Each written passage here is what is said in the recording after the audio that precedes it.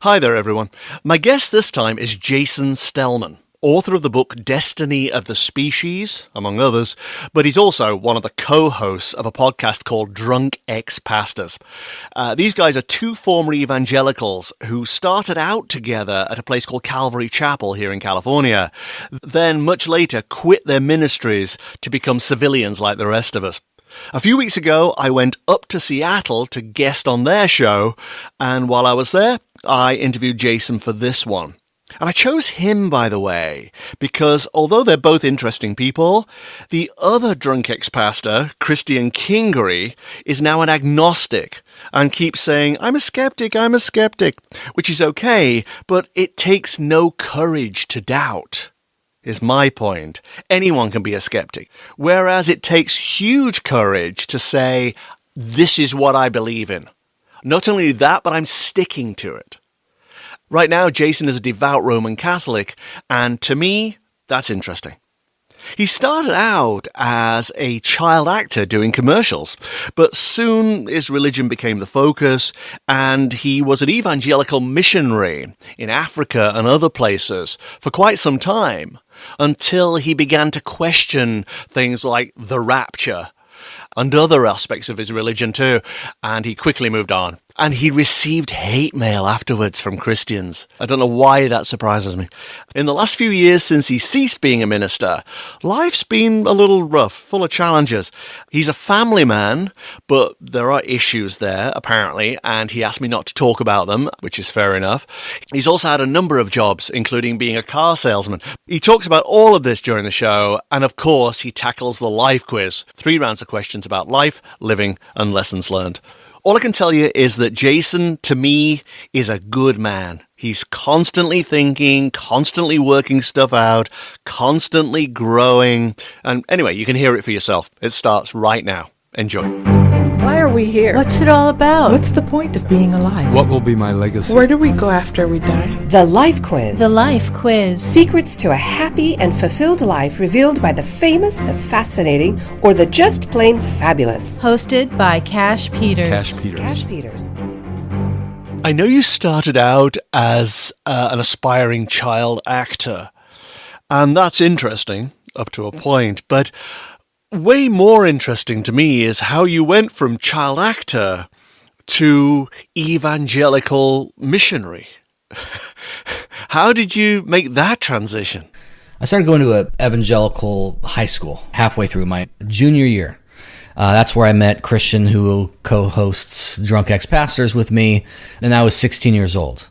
That's kind of when I first met other kids who were religious, for whom religion was not just something they were playing at, but it was something that they really, really took seriously. Because I had had plenty of experience in playing at religion before that, but it was a shock to see other kids my age who really, really cared about this stuff. And that had a big effect on me. So once I started teaching home Bible studies and eventually giving sermons and speaking publicly, it was a combination of having done that sort of public speaking thing when I was younger with this newfound religion, and that's kind of how I got into the whole ministry thing, which I'm now out of. Yeah, okay, so you're out of it now, but it must have filled a hole in some way back then. I'm insecure, I don't get enough attention, I need more of this or that, whatever it is. There must have been a hole there that needs filling. So what fills it now that you are no longer a minister? I've thought about this quite a bit in the last couple of years looking back. How much of that early fervor, that evangelical fervor that I began to feel when I was 16, 17, was genuine, and how much of it was the power of suggestion and just being around other kids. You hear these words like walking with the Lord or getting in the Word, which means reading the Bible. And you start to say these things too. And it's got to be some mixture of genuine desire on my part and genuine experiences with God, as well as a kind of weird form of peer pressure. Because in that world, the peer pressure is to be holy and to be good and to be a good example. I mean, I remember from the very beginning of going to this Christian high school, being told people are looking at you, you're a leader here, and whether you want to be or not, and you need to think about the way your actions impact the way others think about Jesus. And when you're 16, 17, like that's a lot to be put on you. And I felt like I had that on me from that moment until a couple of years ago. Did they tell everybody the same thing privately? No. Oh, so you were special in that way? Well, me and two of my friends, when we graduated 2 years ago, went off to Africa as missionaries, and it was a big deal because none of the other kids from high school went off to be missionaries overseas, and we did. And then I was working in the youth ministry when I got back for a couple of years before I moved to Europe again as a missionary from the church. So it was very much, I felt like from the very beginning I was kind of being groomed to be this sort of spiritual rock star. There's a part of you when you're young that relishes it, like, oh, wow, people are looking at me as an example, and this is great. But then looking back, I also remember feeling a lot of pressure to where you can't let your humanity show. You can't admit any kind of spiritual weakness, even though your life is characterized by it, because it'll show the fact that you're mortal like everyone else. Yeah, but what's weird about that is that now you're out of it, and yet with all your life experience and all these other perspectives you've got going on, you are perfectly qualified for it now. Then you were naive, then you didn't know what you were talking about, then you were just joining a peer pressure thing. Yeah. But now, you'd be the guy. Well, maybe. I don't know. My friends in that world, that sort of American megachurch evangelical world, if they do listen to this show I do, the Drunk Ex-Pastor show, would probably not admit it. And if they did, they would express regret at how far I've fallen, because I say the F word on the show sometimes. We just interviewed one of the most well-known gay rights activists in the country, Dan Savage, a couple weeks ago. And so they look at that and think, oh man, like Jason and Christian, we remember when they were so godly, but now their lives are just in shambles. And just the title of the show, Drunk Ex-Pastors, it proves how messed up they are. At the same time, you hear those things. I mean, literally when I was just upstairs now, 5 minutes ago, I got a message from a dear friend from high school who was telling me that she gets, because she recommends our podcast to all of her friends, and she says she gets messages all the time from people in the evangelical world who say, I listen, but I can't share it on Facebook because I can't have people know. Those who are the most religious are those who are the most repressed. Those who are the most repressed are those who are the most longing to escape it, but the most trapped by it. Yeah. Because to my interpretation, if you're living not in the Word, but in God's way, you are liberated by that. You're not enslaved to a book or a way of life or a particular set of standards that you can't shake off. You are following your heart. You're doing things in a liberated, open way that basically says to life, take me. I'm yours. Do with me what you will. Not, I will ignore my feelings or I will completely subjugate my better interests just for you. And I've never thought that strictly religious people had it going on at all. I thought they were actually the opposite. And they were really repressed and slaves. Yeah, I think that's true. It was different for me because I was a pastor for so many years. And I've remarked to people before about how that people I know from high school who are still a part of that movement, many of them are in the ministry. And so there's something more keeping them in that than just wanting to be repressed. Yeah, but it's fear. It's fear of change. Yes. And I know for myself, the years that I spent pastoring on one level or another were years that I often couldn't say a lot of things that I wanted to say or express myself in ways I wanted to. And I'm a very expressive, artistic person, and it was hard. There are times where I'd write a blog post on an old theological blog I had where I'd get a call from somebody, another pastor in my denomination, who would say, I was a bit off color. I was constantly feeling that repression and inability to really express myself the way I wanted to. For most of my friends who were not in the ministry, they left that evangelical world a long time ago. Because like you said, it doesn't work for me. And for them, they would say, yeah, like I still love God, but I want my love for God to be something positive that impacts my life in a liberating way rather than in an enslaving way.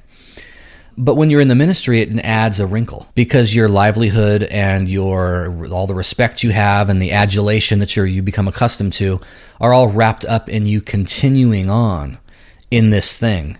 And I think it's really common for men and women, long after they've stopped believing any of it, to continue on because they've become addicted to the power of it. Yeah, but there's also a tremendous amount of camaraderie, belonging, and we all seek belonging in some kind of way. And I remember, for reasons I won't go into, I tried to join the Mormons. Really? They kind of came to me, and I said, "Sure, why not?" I gave them. You're like the one guy that's like the guys who came to your door. You're the one guy who's like, okay. They came to the door, and they said, "Would you like to be introduced to Jesus Christ?" I said, "Sure, why not?" And these guys were like 19 or 20, and they go, "What? We've had 200 doors slammed in our face."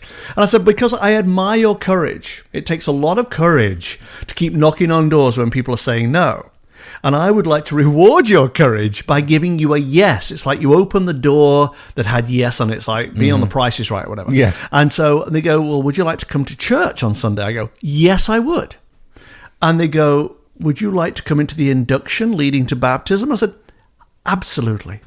Really? And I did. I went for 3 months. How long ago was this? About 4 years ago, 5 years ago.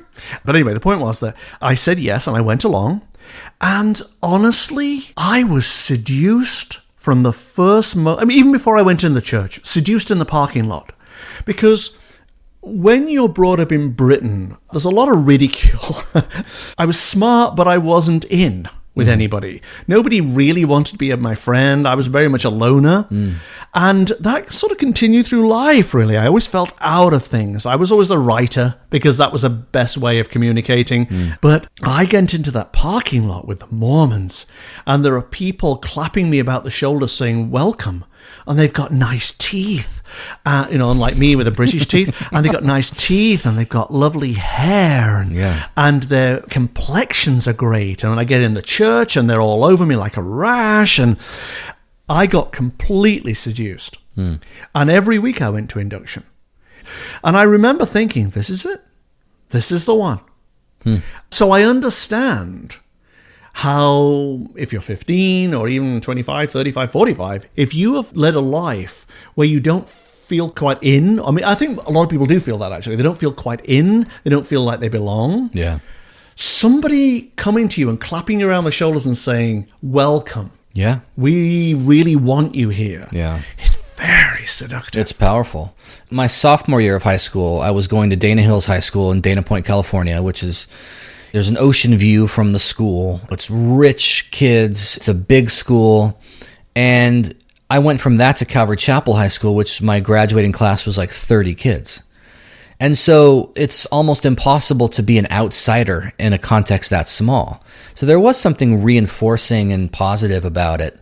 But you look back and you wonder, how much of my initial fervor was genuine and how much of it was just really liking that feeling of being accepted and being looked up to and being regarded. And that's a potent cocktail. Oh, yeah. And you could be carried through your entire life on that wave. Oh, and I know people who, they're exactly now where I would be.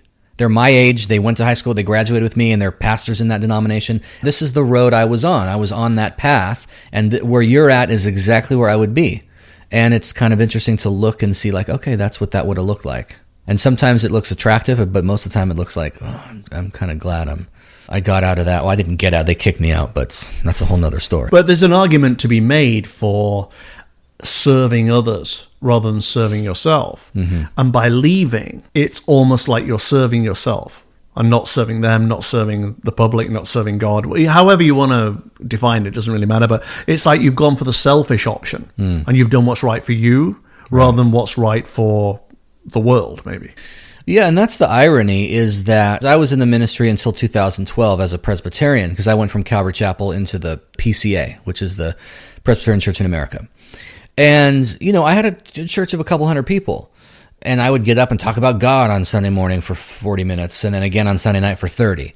And the irony is that since I've been out of that, and I've been doing this podcast that I do with an agnostic, I'm still talking about God, but I'm talking about God to several thousand people a week.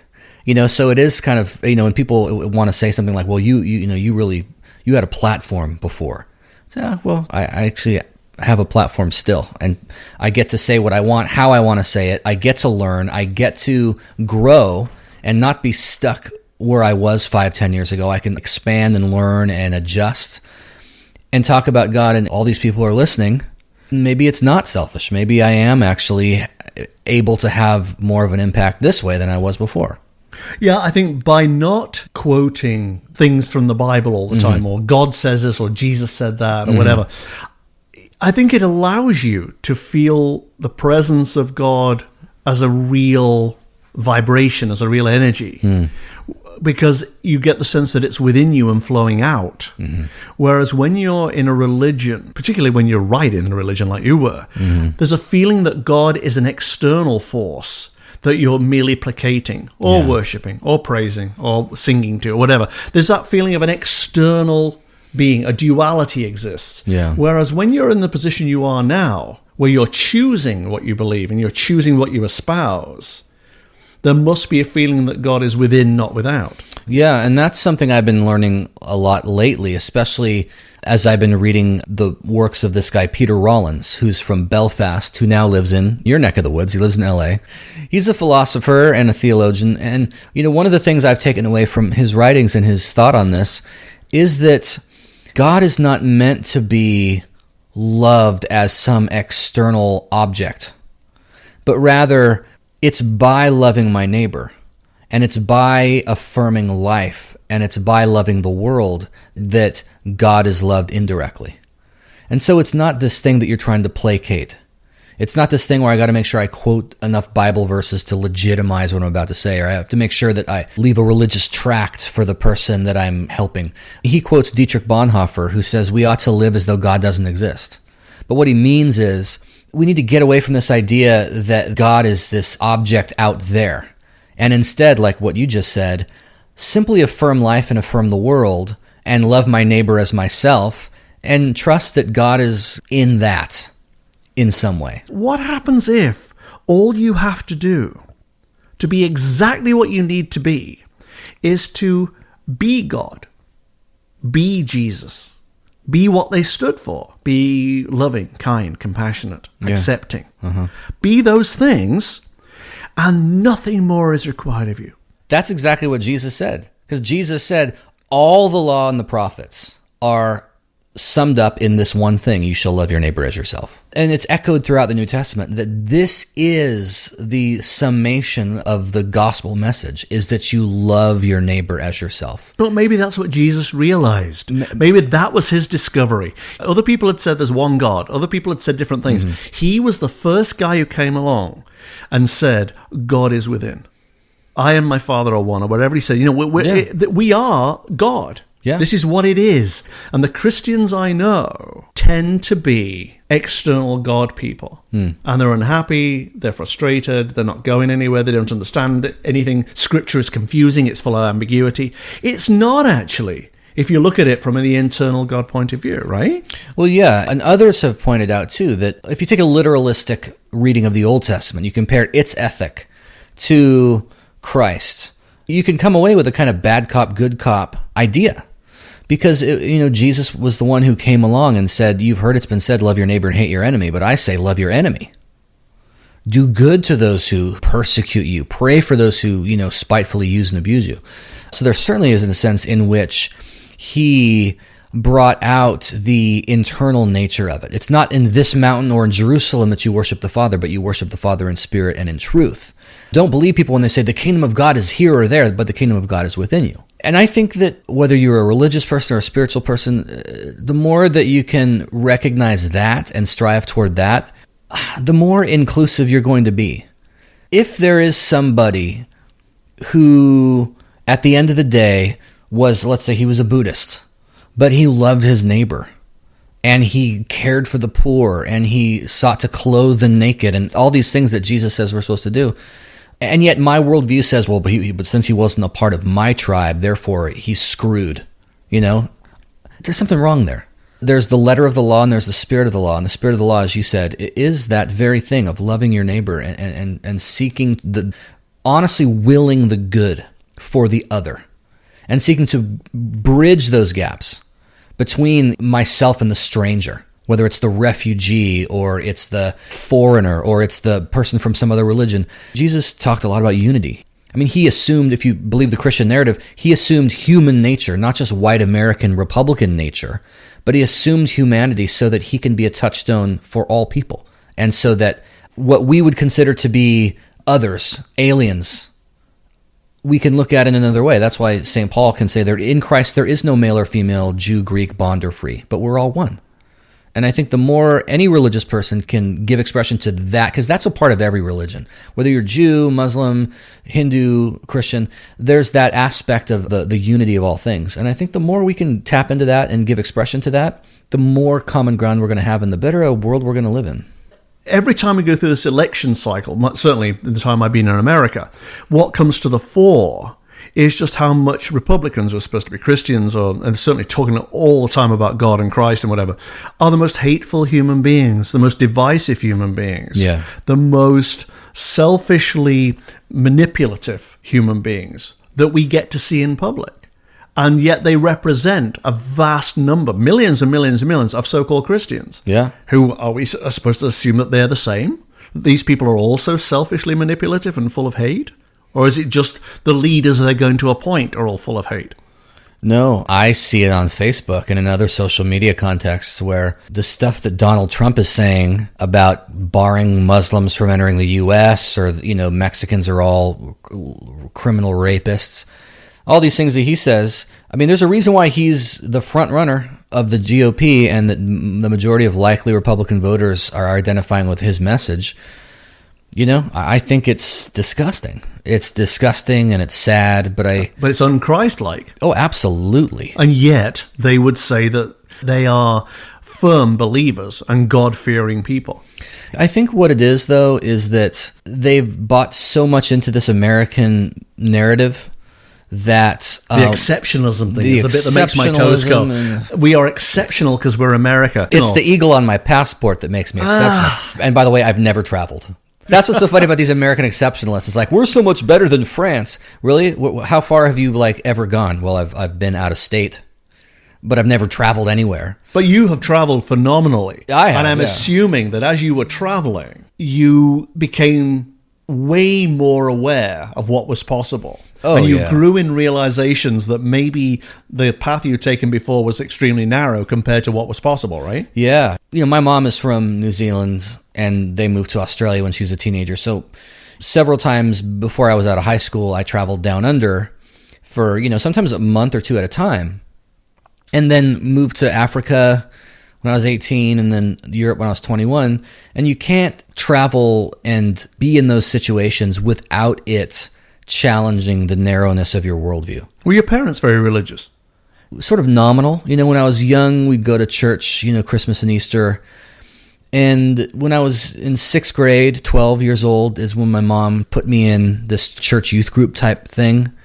And then they kind of started going more regularly then, but I didn't grow up in a super religious house. They must have been so disappointed. Here's a kid who's going to make a packet doing TV commercials and maybe go on and make movies, and suddenly he goes and starts becoming a preacher. It's like, my God. There's no money in that. Yeah, there's no money in that. Were they disappointed in you? They were worried. I remember when I told my mom when I was probably only 17 and a senior in high school, I want to move to Uganda. No parent wants to hear that. No, and she's thinking, yeah, but the church will never let you because, come on, you're a child. But then she found out that the church was actually going to support me and my two friends who were going, and they were behind it. And that's when she kind of started panicking, like, what, you're going to get chopped to pieces or catch HIV, which was so rampant in Uganda. So they were concerned. Did they see this flame of evangelical fervor in you? Were you so special that they thought, wow, this kid, he's going to change the world? I think that they thought I was kind of drinking the Kool-Aid. I went from being a regular kid to being this kind of evangelist kid who would speak up at a family event in front of everybody and talk about Jesus is coming back, and if you don't get right with God, you're going to suffer the Great Tribulation and the Antichrist and all this kind of stuff. So when everybody rolled their eyes and said, shut up, you just thought they were infidels. They just didn't know what they were talking about. Well, they just, God needs to open their eyes. They're hard-hearted and, This is just typical American evangelicalism. It's not as big in the UK as it is here. A lot of our stuff we've exported to Great Britain, you're welcome, in the form of different kinds of ministries. Thanks. Yeah, anytime. But I mean, these are the very people that we were talking about a moment ago who are on fire for Donald Trump. And going back to that question that you asked, I think a lot of people have bought into this narrative, and so they've ceased to notice where religion ends and nationalism begins. And so this idea like Jesus delivered the Constitution to Thomas Jefferson on Mount Rushmore, this bleeding together of biblical narrative and a national narrative, to where it becomes this sort of amalgam American Christianity. To those people who seem so hateful, I think what's making them hateful is not their religion as much as their politics. And their lack of worldly experience. They just don't know the difference. They're not getting their xenophobia about Syrian refugees from Jesus, because Jesus talks all about take the stranger in, help them, don't ask for anything in return. They're getting their xenophobia and fear from the GOP. But in their minds, the two are so wedded together that I don't think they know where one ends and the other's begin. Yeah, but isn't it weird, though? Let's just say God had a plan for you. For me? Well, why not? Since you're in the room, let's Okay, pick you. sure. So God had a plan for you. God sends you as an evangelical Christian to Uganda and to where else you go? Hungary was another one. Yeah. And then God goes, let's open his eyes. Let's change him to the point where you then abandon that and head towards being a civilian. There's no logic to that, actually. How do you rationalize it now looking back? What is the arc of that story? Yeah, because I have friends who've gone the same journey as I have done and look back with a no small measure of resentment and regret. Why did I waste all my time as a missionary when I could have been going to university and getting an education so that my life would be much better now? Or why did I believe in these things for so long that now I believe are false? But what's the answer to that question? For me, I don't feel that way. I could have just gone the normal route of going to college right out of high school like everyone else, and I could have some skill now that would result in the ability to make a lot more money than I can actually make. But it's like, you know what? I wouldn't trade the experiences I got to have, especially abroad, for anything else. And even though it was in the service of something that I now am very suspicious of, or it was promoting a message that now I would want to radically modify, if not jettison altogether, I'm glad that I'm at least able to look at the bigger picture, the arc, as you put it, and say, the things I learned living abroad are what make me who I am now. And they're what give me what I think is a hopefully broader perspective on the world than just a uniquely kind of myopic American one. And so even though I would blush to remember back to some of those conversations, I do believe in God, and I do believe that he does have a plan. And life's not interesting if you just arrive at the end from the very beginning. It's more interesting if you get there along the way. And as you grow and expand and learn, that's going to mean that 20 years ago, you probably believed some shit that's like kind of embarrassing. But that's what makes life interesting. Who wants to be a finished product the minute they graduate high school? What day did you wake up in the morning, look in the mirror and go, okay, this is it, I'm done? Well, there were a couple different major instances of jumping ship from one thing to the other.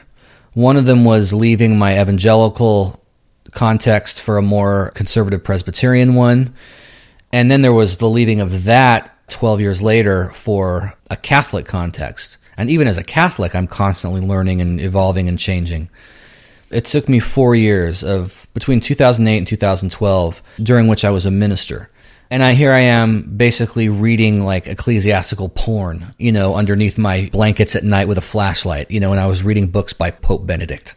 I would try to have debates with other ministers and stuff, and they would say, why do this? Like, you're crazy. Like, why are you going to walk away from this?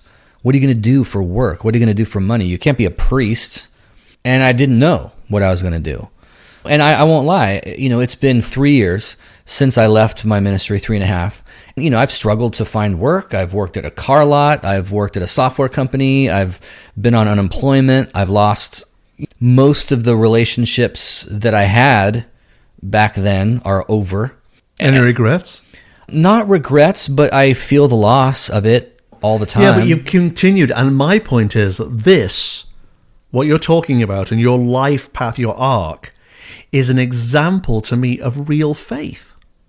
Because what it says is, I'm going to follow my heart, I'm going to follow my path, and I'm going to go where it leads me. I'm going to trust, without necessarily having proof or any kind of justification to produce to you in paper form, to trust that God, that the universe, however you want to phrase it, is on my side, and eventually some good will come out of this. Yeah, and even though outwardly speaking, my life is worse now than it was. You know, when you evaluate it from the sort of common ways you evaluate, you know, how much are you making and all this, how successful are you? Things are way worse than they were. You can't really put a value on the joy that comes from feeling like you're where you're supposed to be. But that is success. Well, and people, I mean, No, success is not the size of house. Exactly. It's the car you drive. Yeah. Success is, are you actually happy in this hour? In this hour that we're living in, the present moment, let's say, are you happy? It's a part of the Protestant work ethic, which I hate. I hate the Protestant work ethic. I hate so much of what falls under the rubric of faithful, God-fearing, hardworking Protestantism. So much of it was this idea that we can conquer nature. We can harness the powers of nature and turn it into money. That was the American experiment, right? Was to come over here and prove to those whom we left behind in the old world that we can subdue and take dominion. And that's always been a uniquely American idea, that we judge our success by its tangible benefits. In the staunch Protestant Calvinistic world I was in, that I was leaving behind when I was becoming Catholic, they would get upset and they'd say, well, you're just doing it for the benefits. You're doing it for all the fame and the money you're going to make and all the book signings and cocktail parties and wine and cheese events you're going to be at when you become this like prized convert to Catholicism. And I'm like, first of all, none of that's going to happen. And here I am 3 years later going, yeah, none of that happens. Like, I'm not going to these events. No one's showering me with money, giving, wanting to hear my story. Yet. It's just such a non-starter for me. My goal is to need as little money as possible so that I can work as little as I have to, so that I can spend the rest of my time writing and drinking and smoking cigars and stuff. I'm exactly the same. Yeah. So, yeah. Okay, let's do the life quiz. This is it. You're bringing out your paper. We'll be back in a second with round one of the life quiz. The Life Quiz is brought to you by Penner Press, a boutique publisher with a global mission to expand minds and change lives. Penner Press publishes books that the big boys would never dare, including 2 of Cash Peter's most popular works, A Little Book About Believing and Why Your Life Matters, available as ebooks and in paperback. The future is being made right now, so check out books by Penners today and dare to start living the bold, bright, healthy new life you know you deserve. Penner Press. Now, back to the Life Quiz.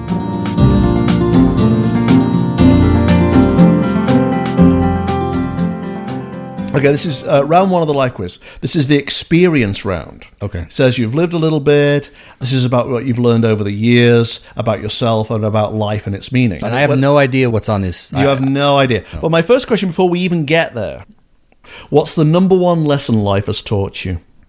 Wow, so we're just starting small here. We're not starting with anything big and deep and profound. This is the smallest one there is. Wow.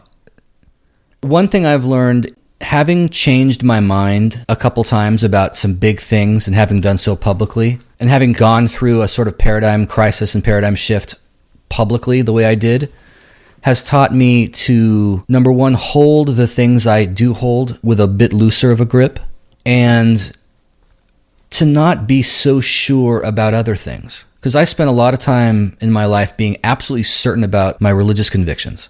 And since I had a change of heart about those, it's made me less sure about other things. I'm just going to be a lot more agnostic in the true sense of that word, a lot less certain of myself, because I've learned what it's like to have a significant change of mind and change of heart. Generally speaking, the more certain people appear to be, and the more they espouse a set of values that they then ram down your throat, usually the more insecure they are and the more fearful they are, and they have to maintain this control. Yeah. For fear of life spinning off the rails. I find more in common with whether a person is a theist, atheist, Republican, Democrat. If there's a healthy dose of agnosticism mixed in with their views, I feel like I can find common ground there. But if you're absolutely certain that God exists and you have all the answers, or you're absolutely certain he doesn't, maybe you're Richard Dawkins, who I would consider to be just a fundamentalist atheist, just like Jerry Falwell is a fundamentalist theist and Christian. Those are the people that I just have a harder time relating to.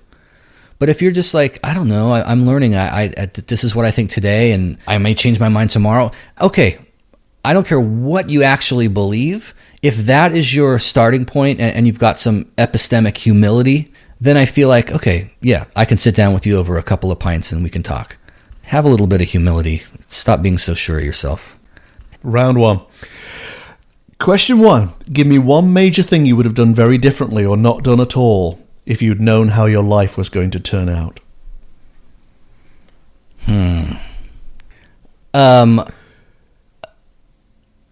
One thing comes to mind, but I'm not going to say it because come on. Well, no, it's something that prudence would dictate that I. Oh, this is the private, personal thing I have a hint of, right? Yes. Okay. Give me the second major thing you would have done very differently. I think I spent a lot of time, especially in my Protestant ministry years as a Presbyterian. I felt like I was smug. And right. And you sounded like a smug child, actually. You know, when you were standing at the table telling everybody that Jesus was coming, you were saying before, that sounds like smug and arrogant to me. Yeah, and I think I burned a lot of bridges, and I think I ostracized myself from other ministers my age with whom I could have been really good friends. But I think I just rubbed them the wrong way by being so outspoken and vocal and sure of myself. I think I would have set a different tone in my ministry. But sometimes I think when you're young and you have all that energy and vitality and you don't quite know what to do with it, a perceptive mind can manifest as arrogance sometimes. Yeah. Because you're not quite sure how to cobble everything together. It all is coming out of you in all different ways and energy shooting out of you. I mean, I think I was a very toxic 12-year-old, 14-year-old. I was thrown out of Sunday school for asking why and saying that can't possibly be true and blah, blah, blah, blah. Yeah. You know, please don't bring him again. He's a nuisance. Yeah. And what it is, it's just you have, particularly if you have a working mind like you do, which writers do, you're not easy to package at that time. Yeah. Yeah. That's one of my big regrets, I think. Are you not toxic and arrogant now? The biggest thing I noticed when I left my ministry was my relish for debate disappeared. Because I used to love debate. I used to, how many angels can dance on the head of a pin? Let's debate it. Let's go toe to toe. And then once I left and became Catholic and I started getting all this hate mail and all these people saying all these horrible things about me, it's like I had no desire to engage it. I had no desire to answer it. I didn't want to fight back or return evil for evil. I just stopped caring about what people thought and stopped caring about trying to prove myself right. You know? Well, what's interesting is actually, with every decade, your energy changes. Your general dispersal of your available energy changes. So at 10, you have heaps of energy. 20, you have heaps of energy, but in a different way. By the time you get to 40, it's changing. 50, you start just letting things go. Oh, yeah. It's not just about mortality. Sometimes it's just about energy. I don't have the energy to care whether you believe me or to make that point or to be top of the class or anything. All I care is that I'm happy now. And what I've found too is you can diffuse a situation. I said something on my podcast last week or the week before where I was making this comparison between Bob Dylan and Picasso. Somebody wrote a comment on our website about that's ridiculous and that's an illegitimate comparison. And it's like, I could have engaged on that level, but instead I just made some your mom joke. I said, well, how about next time I compare Picasso to your mom? Right. And he was like, haha, okay, that's funny. No harm, no foul. And it just sort of diffused it. And I'll do that a lot, where it's like, yeah, I'm not going to go on Facebook and defend myself. My bloodlust and warmongering and all that hawkish desire for debate just disappeared. Okay, question 2. Nominate one characteristic about yourself that you would have changed if you could, which would have made you a better person to know. Maybe actually that's the same. Refer to answer number 1. Question 3. What's one lesson in life that you were once told was true, but which you found not to be true at all? A lesson in life I was told was true. I mean, a lot of my youth and growing up, even into my 20s and 30s, you're told, especially in my context, that what matters is your duty. And what matters is grinding it out and thinking about how you feel, or your own happiness or well-being or personal sense of satisfaction is just sort of selfish. And you shouldn't think about those things. I remember when I was struggling with some different things in my life, getting to a point where I actually thought to myself, I'm going to let how I feel be a factor in this decision. Which, of course, most people grow up, that's how they operate, is like how I feel is what dictates what I do. But for my life, for so long, it was sort of characterized by doing the right thing, quote unquote. I got to a point where I said, I'm going to let my own feelings not just be the factor, but just one factor. I'm going to let that in as a factor alongside other things. I spent a lot of time being told, you can't live that way. That's living lower than you should. And I just found that to be not true. See, in Why Your Life Matters, one of the rules in there, not rules, but principles, is that you can't live your life through the prism of other people's expectations. And what I find is, particularly in communities where people are united by church or school or hobbies even, whatever, there is a way of living that is dictated by how you will be perceived by the people you're surrounded by your milieu. Oh, yeah. And I don't know, particularly as I get older, that has any validity. You're not trying to please, you're trying to say what is right for me. Mm-hmm. And if the people around you don't approve or frown on you, you're in the wrong group, that's all. Just move groups. And now you go, well, okay, so that's really, really hard. I mean, I have to leave everybody behind. But you have to do what's right for you. Yeah. Meaning that impulse that's coming through your heart, that soul speak. Yeah. One thing that struck me was meeting people, regular people I worked with, coworkers, just people I knew, neighbors, non-religious people, who, when they would hear about my situation that I was in, they would just say, oh, well, yeah, I mean, that makes sense that you did that, or you got to do what is going to lead to your fulfillment and happiness. Oh, what are we talking about? When you left the church, then? That and other things. Because you said, find a new group. But I've found myself surrounded now by people, just regular, good, wonderful people, loving people, most of whom are non-religious, who have been that support and that source of encouragement for me that I would never get and will never get from the people that I once pastored. Oddly enough, that might give a hint at maybe I was a really bad pastor. Most of the people that I did pastor won't talk to me now. Is that true, though? They don't. Some of them do. Most of them either don't or won't. How much do you care? I do. I care. Because I had some genuine friends who just sort of kind of shunned me. Well, they're not genuine friends then, obviously. I thought they were. And that's what makes me can kind of get to me. You know what I do? I just go, you're missing a treat. That's in my head. I go, if I'm shunned by anybody or somebody doesn't like my books or whatever, and I am attacked for something, I just go, you're missing a treat. I'm a delight. Yeah. Yeah. You're lost, buddy. And I'm delusional, but that gets me through because I go, you're lost. Question 4, outside of things like family and friends, what has been the greatest joy of being alive? Beauty to me. I'm a very visual person. I'm very affected by my place, by my surroundings. When I pick a seat in a restaurant or a coffee house, I pick a seat that has a sight line that pleases me. That's how I am. When I go to Europe, I want to find a table in the shadow of some beautiful building or cathedral or looking over the Danube at the castle across the river. With a book, and a cigar and a drink of some kind. Little things like that are my biggest source of joy outside of friends and family. It was Oscar Wilde. He said, you can take away the necessities if you want, but don't you dare touch the luxuries.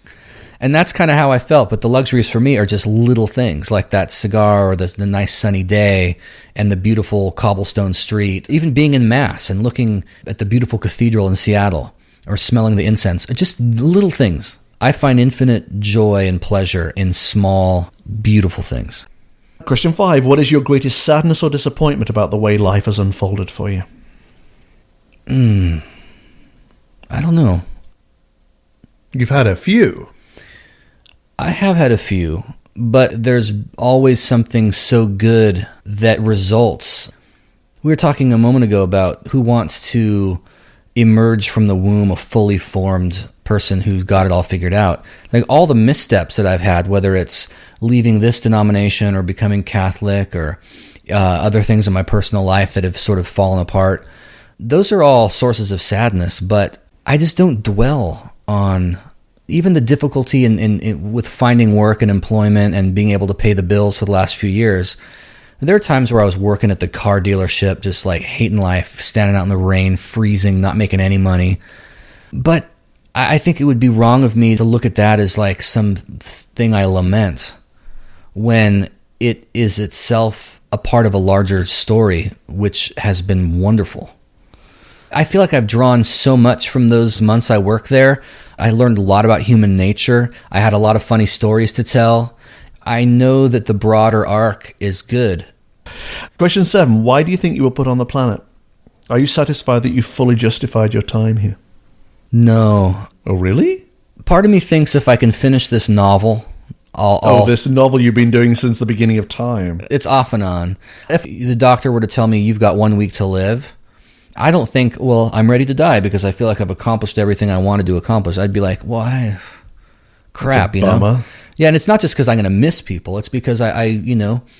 But why were you put on the planet? I don't know. Oh, come on. What? A man who's as deep thinking as you are has not figured this out yet?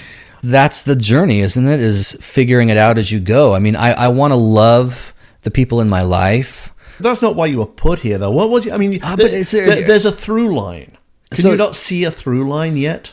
So are you saying that there's a specific deed that I want to have accomplished? Not necessarily, but I mean, I think that if I'd asked you this when you were 12 or 15, I could understand you going, I have no idea, I'm only 12 or 15. But now at 42, you start to see a through line. When people tell me that, especially ex-evangelicals who maybe knew me from back then, when they say things like, listening to you on your show or hanging out with you or whatever, it makes my disdain for and hatred of God less. Sometimes people will say to me, you make it hard for me to dislike Christianity because you're an affirming person, or because you are not just bound up in all the hate and racial fear and xenophobia and Islamophobia and all the stuff that is so characteristic of the Christian right in this country anyways.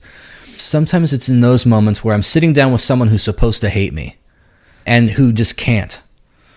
It's in those moments I kind of feel like I'm doing, this is how I know I'm doing what I'm supposed to be doing. And the fact that you're reaching thousands of people with this message of acceptance and lack of division and love rather than hatred. Because I've heard you say all sorts of different things and I thought, wow, that's a really mature viewpoint. More of that would heal more of the world. Yeah, and we get a lot of messages from listeners, as I know you do too. They'll say, like, I left the church and I was so mad and I hate, but I'm listening to you guys now, and I'm finding there's so much respect and mutual understanding between the two of you. Even when you vehemently disagree, you do so in a respectful way, and that reminds me of what I used to think I liked about Jesus a little bit back in the day. I think we all pull from everything that's around us, and if the show can be that for somebody, then cool. The other question that pairs with that one is 8. What is your legacy? When your biography is written, what will it say you did to make the world a better place? Hopefully, I mean, not that I think anyone's going to write a biography about me, Hopefully it will say that my life told a consistent story. When I was becoming Catholic, people said, man, this guy, you can't pin this guy down. Yeah, well, I was thinking, what's the consistency? I wanted to love God and love people come what may. And if it meant leaving this denomination or leaving this income or this level of professional respect and comfort for the unknown, that I did that because I wanted to find a more authentic way, the most authentic way I could, of trying to love God and love my neighbor. But if, coming back to the point we made a while ago, God is not without, but God is within, aren't you really just saying that I'm coming to love myself? I'm learning to love myself as I am and for what I really am, as opposed to what I fell into or what other people tell me. That's something I'm still working on that. But that would be loving God. That would be saying, yeah, God is within me and I respect that. God is a divine light within me. And by loving myself, I am essentially loving God and doing the job I set out to do. Putting it that way goes so against, it runs so counter to how I've thought for so long, that it's literally only been in the last 6 months that I've even thought in those terms. But you can see my point, though. Uh-huh. Oh, yeah, okay. oh yeah. I'm trying to get there. And I feel like I'm there. I don't think my mind is caught up to my heart. I mean, I feel like my heart is where it is, where it wants to be, and I'm constantly trying to backload some sort of intellectual explanation for how I got to where my heart has led me. And then sometimes I'll feel guilty about that because I think, gosh, what am I doing? Just creating a God that is just okay with me, whatever I happen to want to do. I just come up with some theological justification after the fact. Then I'll think, well, but doesn't everybody do that on some level? Don't we all on some level find a way, if we're religious people or spiritual people, to love God in a way that's authentic to how we need to love ourselves? And I agree. Question 9. In what way are you still searching? I expect to always be reading spiritual things, always traveling, just engaging. I mean, I read a lot of social criticism and sociology, and I'm something of a polymath in that regard, especially when it comes to the human condition. I just like to read a lot. Could you ever imagine yourself not belonging to a religion? I've thought a lot about that too. I think I'm always going to be a Catholic, but I think my Catholicism is going to manifest itself in different ways. In other words, I'm not the same kind of Catholic today that I was when I first entered the church 2-3 years ago. I may not be the same kind of Catholic in 2-3 years from now that I am now. I think that's one of the beauties of Catholicism, is that it's so broad and universal that, and I like to use the term hyphenated Catholic. You know, you can be a Catholic / this or a Catholic / that. I think I'm always going to love the things I love about the Catholic Church, but it's not always going to express itself in my life in the same way year in and year out, because I'm always changing. I would have said 10 years ago, I've arrived. I've got it all figured out. All my T's are crossed, my I's are dotted. I'm just going to do this forever. And I turned out not to be doing that. I turned out to be wrong. And so I just don't think I will ever be in that place again. I think a lot of my Protestant friends have gotten frustrated with me because I didn't become just a Catholic version of my old Protestant self. You should just become this old school, staunch, pre-Vatican II style Catholic like you were a Presbyterian, and we'd understand that. But instead you become this like mystical, wishy-washy guy who, you know, refuses to answer any questions dogmatically or whatever they see me as now. I don't know. I just feel like I'm always going to be in process. Question 10. What, in your view, is the bigger purpose of life? Why are we here? It comes down to what we've been talking about this whole time, which is love, which is loving the other. Because, I mean, that just goes to what St. Paul says in 1 Corinthians 13. Though I speak with the tongues of men and of angels, but have not love. Though I give all my goods to feed the poor and give my body to be burned, but have not love, then I'm nothing. Anything you can think of, whether it's physical accumulation of wealth or philanthropy or success, however you want to define it, without love, it's nothing. And conversely, lacking all of the physical examples of comfort and bounty, but having love, you can be rich. You know what I'm saying? That's kind of what it comes down to me. I agree. Yeah. That's absolutely right. That's the end of round one, you'll be pleased to know. Exhausted yet? Oh, well, hey, I'm just getting warmed up, baby. We'll be back in a moment for round two. Hi there guys, it's Cash again. I just wanted to take time out to thank everyone who's donated to the show to keep it going. I'm just grateful that there are so many people who see the value of what we're doing here, trying to explore life and its meaning through the eyes of accomplished people, smart people. To me, it's endlessly fascinating.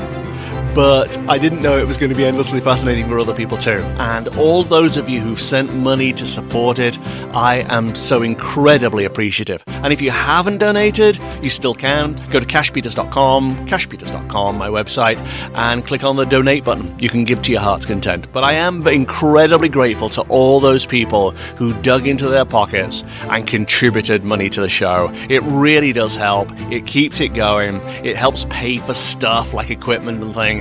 And it also is a confidence boost that says, hey, we like this stuff. Please keep doing it. So thank you.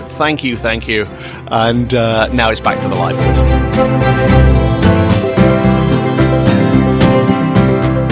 And we're back with Jason Stellman. There are 15 questions in this round. Oh, you boy. get to choose 5 of them. But I don't know what they are, But you don't right? know what they are. Do I just you pick just give a numbers? number between 1 and 15. Okay, read question 1. No, not unless you choose it. I'm choosing it. Oh, you are? Yeah, I'm choosing question 1. Question 1. What's the biggest curveball life has thrown you?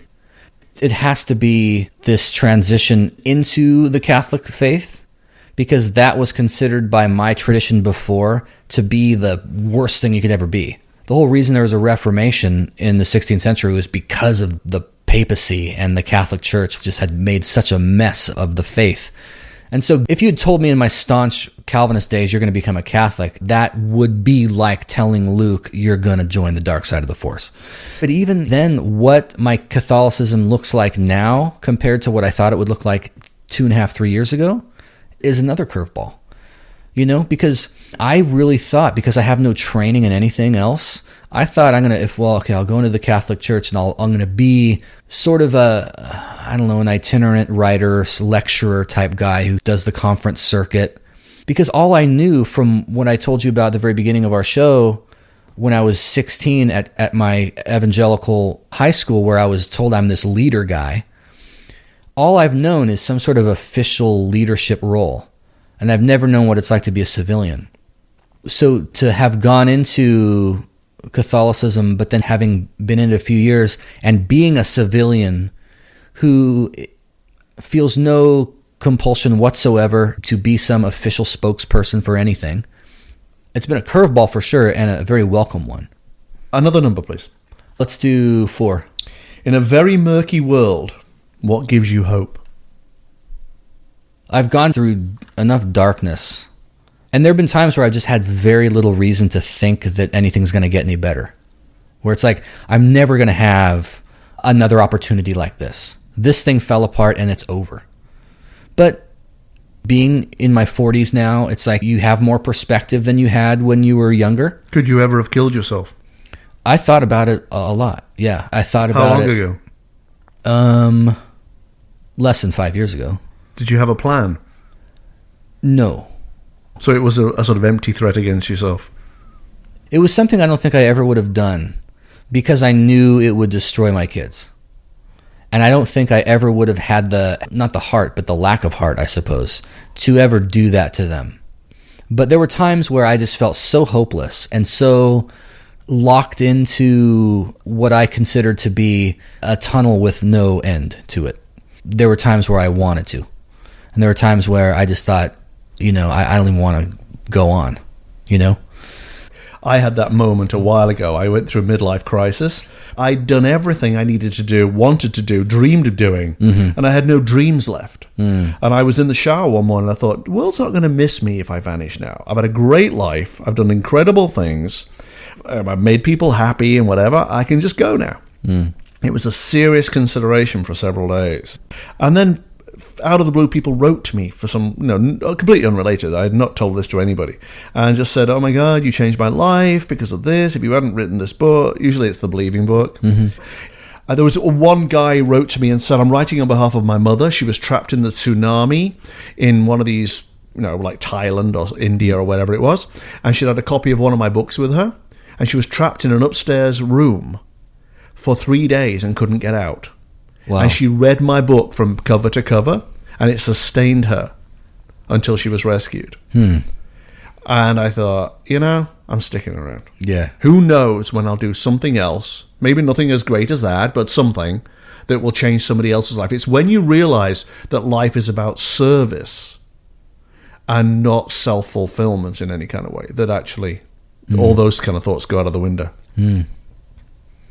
Okay, another number, please. 6. If you were abandoned in the wilderness, would you survive, or would we never see you again? Oh, man. I'm really lazy. So I'd probably just die of exposure because I'm like, this is too hard. I'll watch Survivor. I've watched all, except for this current season, I've watched all of them. And I'm watching them make a shelter, weaving together bamboo because there's these, torrential rainfall. And I think, oh gosh, I just think I would lose the will to live. My brother and I would joke together about if the world had been populated with just people like us, we wouldn't have the wheel. We wouldn't have harnessed electricity. Fire would be some far-off thought. Some kind of technology that nobody will ever understand. Yeah, I'll feel that when I'm trying to put together some piece of furniture. And I'm just like, you can give me infinite time and infinite resources, and I'm not going to be able to do this. Yeah. I'm a member of the leisurely class, not the working class. I just need things to be done for me. I just need money so I can hire people to do it for me. All right, another question, please. 10. Miraculously, a genie appears and grants you 3 wishes. Anything is now possible. What would they be? And you can't ask for more wishes. Oh, man. I'll get the sensible one out of the way. Health and long life. Because I would want to wish for something awesome and then die of cancer the next day. I want to live a nice, old, ripe age. I want enough money to be able to not have to worry about anything. So what would that be? I don't even know. I just want all my bills to be paid. What could the genie give you that would stop you ever worrying again? $100 million would be good. That's what Rosie O'Donnell said. Really? Once I get to 100 million, I'm done. I live month to month. So half the time, I don't know if there's going to be enough money to pay my auto pay for my car insurance. I don't want to worry about that. I don't want to worry. I don't. 5 million would do that. Yeah. But I also want to travel. And I'm going to travel first class if I've got $100 million. And you know what I'd like to do is have the power to be invisible. The logistics of pulling off anything awesome with that power almost make it not worth it. If you could be invisible, what do you want to do? I want to sneak into the women's locker room at the gym or whatever. But when you start thinking about the logistics of how would you get in there? How would you avoid people walking into you? All these crazy things that come with the ability to be invisible, I think it would be an incredibly funny premise for a movie or a TV show to where someone has that power but just can't figure out how to use it. That points to me as like an overthinking mind. Yeah. That's a mind that's thought way too much about everything. That's great. Another number, please. 15. Give me 3 things you'd like people to say about you at your funeral. That's a hard one. I would want my kids to say that I was a good dad, that I was there, that I was present, that I was involved. Because that's how my dad was. He was the one who was driving me to Hollywood after school during rush hour on a weekday for auditions and stuff. Where's your father now? He lives down in Southern California. Oh, right. So both your parents are still alive? Yeah. And still married? Mm-hmm, yeah. Oh, right, great. You know his job was when I was a little kid was he was a sports writer for the Orange County Register covering the Angels. That's what he did. His job was to fly on the airplane with the Angels to go play the Yankees. And I mean, that's the dream job of any guy in his early 30s. And he quit because he wanted to be around his kids and be more present and wanted to manage my baseball teams. And that he was a good dad. So I would want my kids to say that for sure. I would want the people who had some access to me on a spiritual level, whether they listened to the show or read my books or followed my path or whatever you want to call it, I would want them to say that for all of my missteps and failures, that I was trying my best to be genuine and authentic and real and sincere, and that they took something valuable away from that. Number 3, Paul talks about in the New Testament about the fragrance of Christ. Like there are certain people who seem to, they leave something behind in the room when they're gone that is good, that is loving. Because other people, they'll leave a bad taste in your mouth. They make you feel bad about yourself, bad about the world. I want to live my life in such a way as to... You'd like the world to miss you. Yeah, I would love to live in such a way that what came through was my love for people, my compassion, my mercy for the less fortunate. These kinds of things, everyone wants that, but how many people really pull it off? Yeah. All right, that's the end of round 2. Well done. I need to pee so desperately. So, bless your heart, I got to go, but then I'll be back.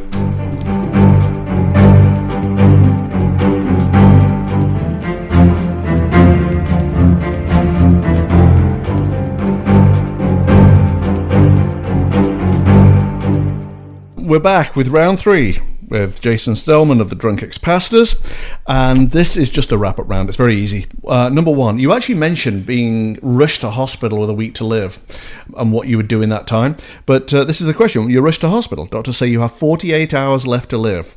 What would you do in those 48 hours that you've not done so far? Well, you wouldn't complete your novel. You'd be done for. That novel would never see the light of day. No, I would just do nothing but finish the novel for 48 hours and then die. What would you really do for 48 hours? Jeez. Somebody said, I'd learn to become an astronaut. I would invent time travel so that I could go back in time and cure whatever it was that had actually killed you. What would you do in 48 hours? It would mostly be sitting with people and spending time. I mean, obviously I want to, gather my kids around me and my loved ones around me and family. And I'd want to sit with a priest probably and just pray and prepare myself spiritually. And what do you think would be waiting for you? What do you mean?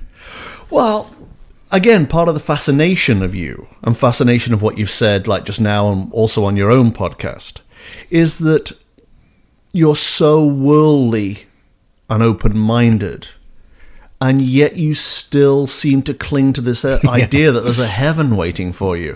The irony is not lost on me either. I want to live my life in such a way that if there is some sort of afterlife, and if there is some sort of answer to all these things, I don't want to be disappointed.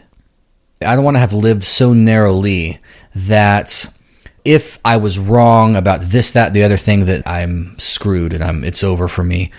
So I say the words of the creed in Mass. But if some other expression of spirituality is closer to the truth, or if some other group had it closer to being right or whatever, I would rather just live in such a way as to not have regrets at the end of the day. If there is some sort of reckoning, if you do stand before God, I want to have lived such that whatever happens to be correct, that I wasn't a dick to those guys, So if God says, it turns out it was the Mormons, that you're like, okay, well, it was the Christian scientists who got it right. Well, I never beat up any Christian scientist kids on the playground. I never hated somebody for being because they never told you they were Christian scientists, right? Because they're just they're really secretive about it. They're a stealthy bunch. All right, moving on. Last question, question 3. Who are you really? I'm just a guy who likes to talk and feels a lot of things and tries to express those feelings with words and written or spoken words. And I don't know. I don't know anything. I'm just figuring it out. But I'm just curious. I'm a curious person, intellectually, aesthetically, emotionally. And what I love is discovering new things and then talking about them. That's all I ever have done. And it looks different and sounds different depending on when you caught me. But at the end of the day, that's just what I am. I'm someone who wants to learn and then talk about it. And suddenly it was over. At that point, Christian Kingery, his co-host, walked into the room and we stopped. But we had a little break, and then we went on and recorded their show, The Drunk Ex-Pastors, and it's still up on their website if you want to hear it. That's the show we did after this one, back in December, and during which Jason who was apparently so exhausted from answering the life quiz he couldn't continue, actually fell asleep during the show. And listeners thought it was because I was boring during the Drunk Ex-Pastors episode. They thought I was just boring, and no wonder he fell asleep. Well, no, he fell asleep because he'd spent a whole bunch of time recording the life quiz before it, and now you know why. Alrighty, but what a great guest. What a soulful, lovely man. I'm so glad I met him. I tell you what, if people in the world were more like Jason Stellman, it would be a way better place. Not just because we'd all be drinking more, but because we would love each other more, accept each other more, and embrace our differences rather than ploughing into the divide and fighting our different corners. That's what he represents to me, and I think his spirit of love and kindness and compassion are what Jesus was standing for in the first place. And he's a good representative of that, I think. So that's it, guys. Thank you so much for listening. Until next time, have a great week. Bye-bye.